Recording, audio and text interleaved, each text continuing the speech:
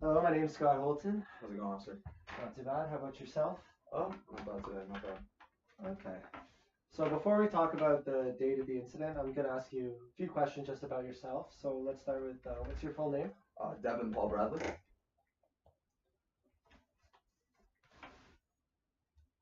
Okay. And are you working right now? Yeah, I work at Mohawk College. I'm a athletics coordinator down there. Okay.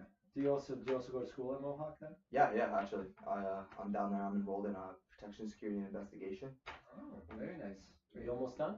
Yeah, we're in our last semester right now. I'm hoping I can get back out there after I'm done and fingers crossed, get a policing job. Be where you're sitting right now. Everybody wants to get a job. It's tough nowadays, so right? For sure, it's tough out there.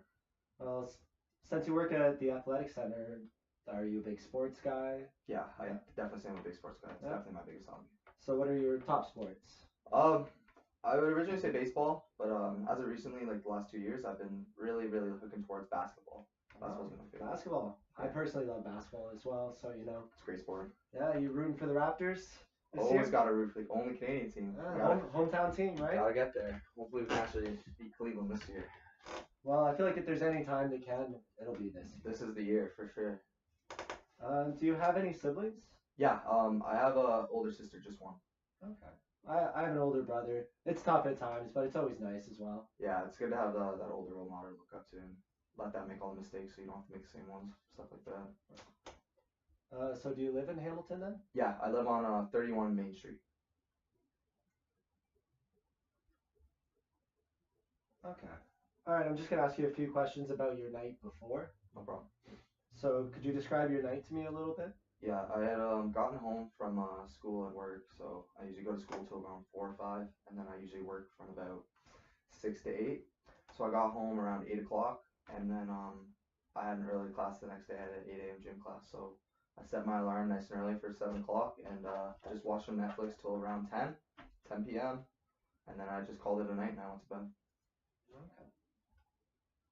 What were you watching? I was diving into some nature documentaries that night. I was feeling some visuals, so Caught myself doing that a couple times as well. what's the best stuff to watch? Very relaxing. For sure. Okay.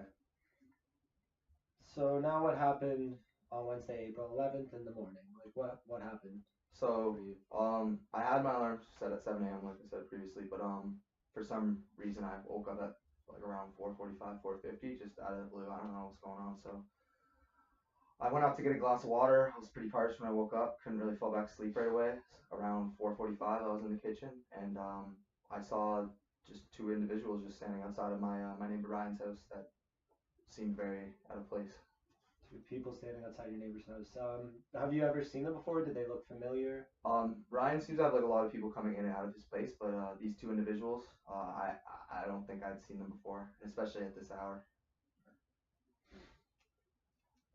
So what did it seem like these two individuals were doing outside of this house? It seemed like they were talking almost like looked like they were plotting something. They seemed like they were nervous by their body language. Just kept looking at the house and looking back, watch. Um, I could see Ryan sleeping inside, so I was trying to put the pieces together on why they would even be there looking at the house, but nothing was really coming up. Okay. All right. What seemed to happen after that? Right after that, around pretty much 5 o'clock, like on the dot, a female in Ryan's house that came into the picture just from the left of where I could see through the window. Uh, Maybe a girlfriend or a girl he had just been hooking up with. I'm sure I hadn't seen her before. Went and opened the door for the other two individuals, and then once opening the door, they all came in. Okay.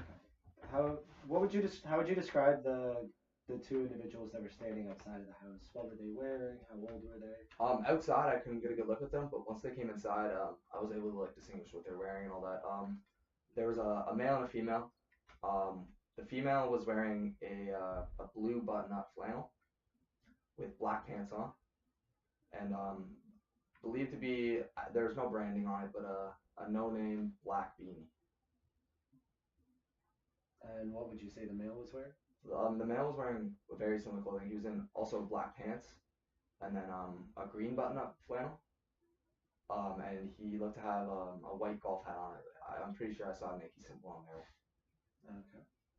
And how old would you just say would you guess they were? Um, Everyone it looked around the same age, like they maybe knew each other or something. Okay.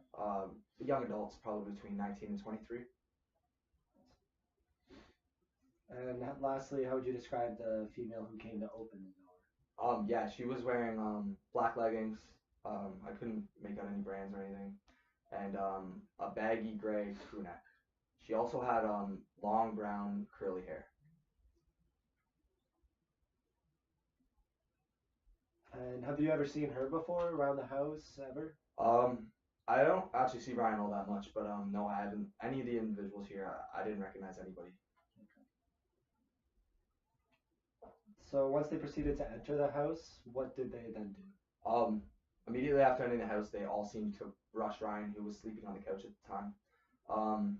The female with the black beanie was carrying a firearm. It looked to be a silver handgun. I think I didn't get any good view on like any other markings on it or anything, but after going into the house, they grabbed Ryan, threw him onto his chest, put the gun to his head, and proceeded to put his hands behind his back and tie them up with duct tape.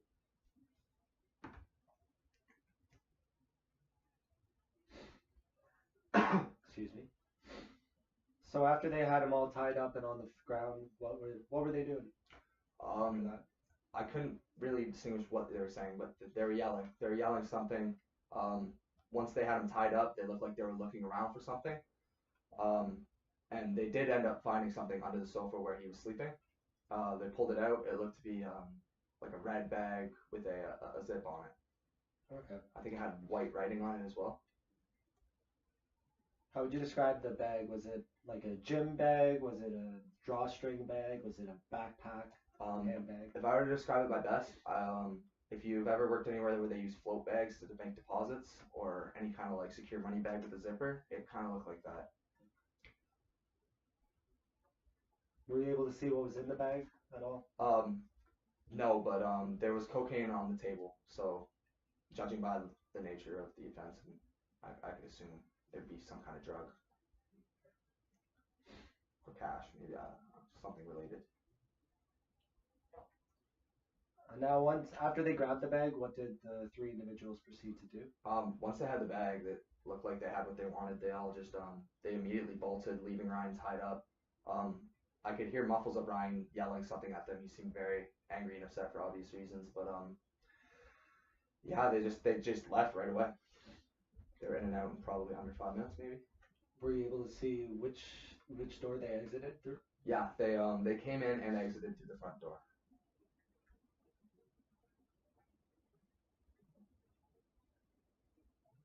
Now, once they were outside of the house, what did you see them do?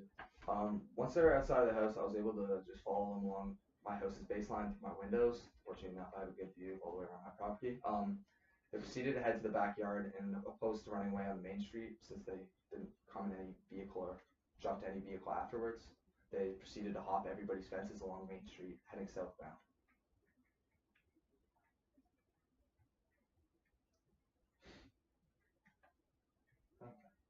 Once they were out of sight, what did you then do?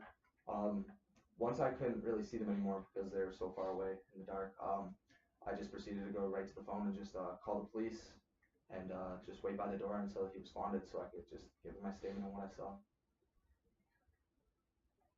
How long after the incident would you say it took the police officer to come?